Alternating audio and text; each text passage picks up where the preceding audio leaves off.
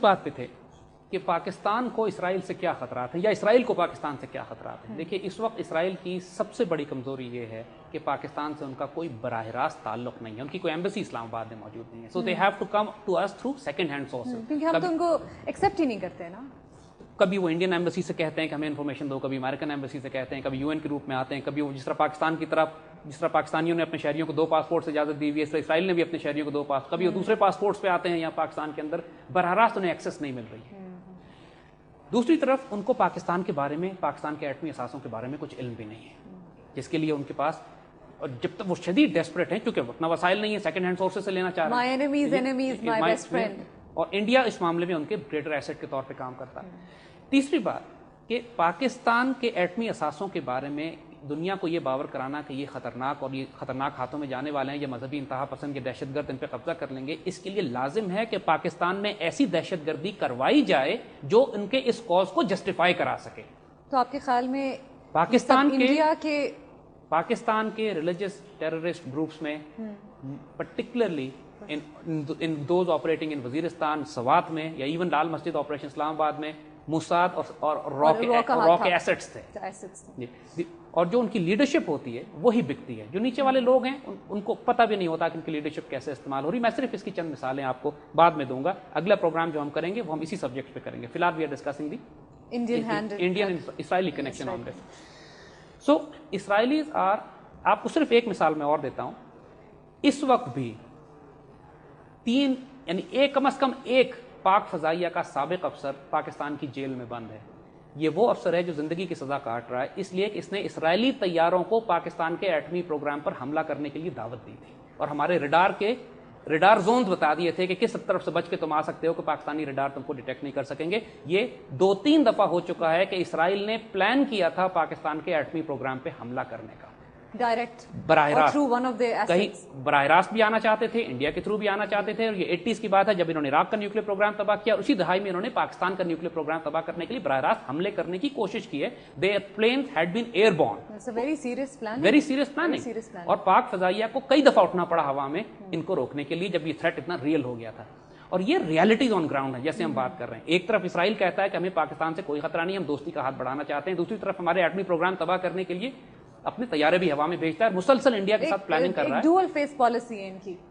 Simple ہم آپ کو انالیسس دیتے ہیں کہ اسرائیل پاکستان کے لیے بچھو کی طرح ہے, ہاتھ لگایا تو ڈس لے گا. اس کو دور رکھنا بہتر ہے, اور صرف دور رکھنا ہی دھمکانا بھی. یعنی جب وہ ہمارے نیبرہڈ میں پاکستان کو تھریٹن کر رہا ہے تو ہو سکتا ہے کہ پاکستان کو اسرائیل کو تھریٹن کرنے کے لیے ہم ان کے نیبرہڈ میں جا کے آپریٹ کریں. ہم بھی سیریا کو اور لیبنان کو اور ایجپٹ کو اور جارڈن کو ہم ہیلپ کریں. ہم ماضی میں کرتے رہے. اگر ہم یہ سب جانتے ہوئے کیا اپنا دفاع کر رہے ہیں, اپنے ڈیفینس میں کچھ کر رہے ہیں ان کی گریٹر پلاننگ کے جواب میں؟ دیکھیے سب سے آسان طریقہ تو اس کا یہ ہے کہ اسرائیل کو دور رکھا جائے, جو ابھی تک ہم نے دور رکھا ہوا. ہمارے یہاں ایک انڈرسٹینڈنگ ہے, اسرائیل کو ابھی ہم نے ریکگنائز نہیں کیا. گو کہ بہت بڑی بڑی لابیز کام کرتی رہی ہیں, امریکہ میں بھی بڑی انہوں نے گروپس بنائے ہیں کہ کسی طرح پاکستان کے ساتھ دوستی کا ہاتھ ہو جائے. شاید آپ کو یاد ہوگا پچھلے پروگرام میں میں نے بھی آپ سے یہی سوال کیا تھا, کیونکہ بہت سے لوگوں نے مجھ سے پوچھا کہ آپ ضرور پوچھیے گا زید صاحب سے کہ کیوں ہم نہیں ریکگنائز. اب آپ کے سوال کا جواب آپ کو بالکل مل گیا. Reality is simple. Arab world in کے لیے اب خطرہ نہیں ہے. عرب ورلڈ کو صرف توڑنا ایک پروسیس ہے جو آہستہ آہستہ آہستہ یہ اس پروسیس کو پورا کر رہے ہیں. جو ملک, ایران بھی ان کے لیے خطرہ نہیں ہے, اس لیے کہ ایران کے پاس ابھی ایٹمی ہتھیار نہیں ہے.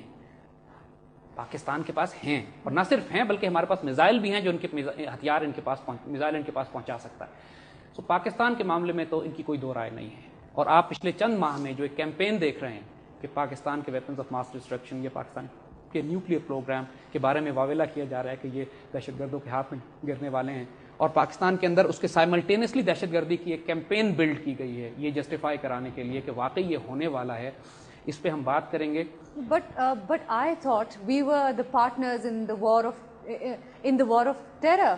آپ کا بہت اچھا سوال ہے. ایک بات میں آپ کو پریزیڈنٹ ایوب خان کی ایک بڑی خوبصورت اسٹیٹمنٹ, یعنی اور یہ اس بات کو رچرڈ نکسن نے اپنی کتاب میں لکھا ہے. وہ یہ کہتا ہے کہ پریزیڈنٹ ایوب نے اس سے کہا تھا کہ to be the enemy of United States is dangerous but to be the friend of United States is fatal. یعنی ان کا دشمن ہونا خطرناک بات ہے لیکن ان کا دوست ہونا خودکشی ہے. یہ ہمیشہ اپنے دوستوں کو کھاتے ہیں.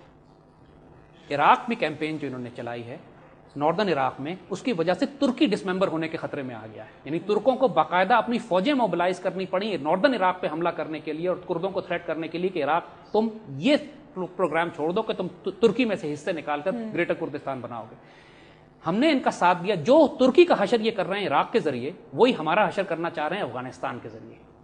افغانستان میں انہوں نے جو اپنے بیسز بنائے ہیں اور جو ہم نے ان کو سپورٹ کیا ہے وار آن ٹیرر میں سو کالڈ, اس کا تحفہ یہ ہمیں یہ دے رہے ہیں کہ بلوچستان کی بغاوت, بلاش مری پچھلے دنوں قتل ہوا ہے, افغانستان میں قتل ہوا ہے نا, پاکستان میں تو نہیں مرا ہے. افغانستان جاتا ہے بارڈر پہ, اور افغانستان میں وہ کیا کر رہا تھا, وہ بی ایل اے کو یہ استعمال کر رہے ہیں ایران کے اندر بھی بغاوت برپا کرنے کے لیے تاکہ ایرانی رجیم, ایرانی حکومت کو کمزور کیا جائے, اور پاکستان کے اندر بغاوت برپا کرنے کے لیے تاکہ ایک گریٹر بلوچستان کا جو کانسیپٹ ان کا ہے اس کو کیا جائے. تو یہ ہمیشہ اپنے دوستوں پہ وار کرتے ہیں. ابھی انہوں نے کیوبا کے ساتھ کچھ نہیں کیا, وینزویلا کے شاویز کے ساتھ یہ کچھ نہیں کر سکے, یہ ایران کا احمدی نژاد ان کے سر پہ کھڑا ہوا ہے, they are not able to do anything. Putin ان کو آنکھیں دکھا رہا ہے, چائنا ان کو آنکھیں دکھا, جو ان کا دوست ہوتا ہے دوستی بھلی نہیں ان کی دشمنی پھر بھی دشمنی تو پھر خطرناک ہے, آپ گزارا کر سکتے ہیں, دوستی تو خودکشی ہے. دوستی تو خودکشی ہے. اسی on this thought, let's take a short break and we'll be right back. Okay viewers, you take a break and we will see you right after the break. Programme میں خوش آمدید. جی اب ان کی وہ حکمت عملی سمجھنے کی کوشش کیجئے جس کے ذریعے یہ مسلمان ملکوں کو کمزور کر رہے ہیں, اور وہی پاکستان پہ بھی کریں گے, وہی عراق پہ بھی کیا. سب سے پہلے انہوں نے عراق اور ایران کی جنگ کروائی, 2 ملکوں کی جنگ کروائی جس میں 10 برس ہی جنگ چلی اور دونوں ملک کمزور ہوئے. پھر عراق کو شہ دے کر کویت پر حملہ کروایا, اس کو مزید بھڑکایا, کویت پہ آئے. پھر کویت کا دفاع کا بہانہ کر کے براہ راست مڈل ایسٹ میں پہنچے اور عراق پر حملہ کیا اور اس کو کمزور کیا. 10 سال اس پہ سینکشنز لگائیں. سینکشنز ان کا ایک بہت بڑا ہتھیار ہے. اور جب بالکل عراق ادمغا ہو گیا تو اس کے خلاف ویپنز آف ماس ڈسٹرکشن کا ایک میسو پروپیگنڈا کیا. حالانکہ آئی اے ای اے کے انسپیکٹرز عراق کے ایک گاؤں میں گھس چکے تھے اور ان کو پتا تھا کہ وہاں پہ کوئی ویپنز نہیں ہے, باقی صرف میڈیا پرسپشن کے ذریعے, میڈیا پرسپشن اور وارفیئر کے ذریعے ایک انہوں نے وہاں دنیا کی گلوبل پرسپشن بلڈ کی اور عراق پر فزیکلی حملہ کر کر اس پر قبضہ کیا.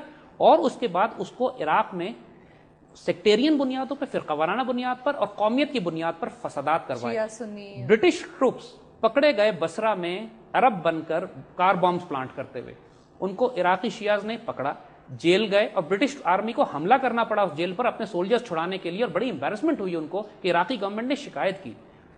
یہ انہوں نے ایک پرسپشن کریٹ کی اور یہ بات اٹھی بھی تھی میڈیا میں, اور یہ بات اٹھی میڈیا میں, اور انہوں نے پوری دنیا میں پرسپشن یہ دیا کہ جیسے پورے عراق میں سنی ریزسٹنس صرف القاعدہ کر رہی ہے اور ابو مصعب زرقاوی اس کو کر رہا ہے. اور شیعہ علاقوں میں یہ دھماکے کرتے کہتے سنیوں نے کیا, سنی علاقے میں کرتے کہتے سنیوں نے کیا. نتیجہ یہ ہوا کہ ایک شدید فساد برپا کروایا انہوں نے. کردوں کو براہ راست اسرائیلی ایڈوائزرز پہنچ کر کردوں کو سپورٹ کرتے رہے. اور ایک کام جو انہوں نے بیچ میں کیا جس کو پوری مسلم دنیا کو ابھی معلوم نہیں ہے جس کا زیادہ, کہ اس سارے فساد کو استعمال کرتے ہوئے اسرائیلی اسپیشل فورسز نے عراق میں جا کے کم از کم 1000 عراقی نیوکلیئر سائنٹسٹ کو قتل کر دیا, موساد کے لوگوں نے, اس لیے تاکہ عراق کا نیوکلیئر پوٹینشیل ہی ختم ہو جائے.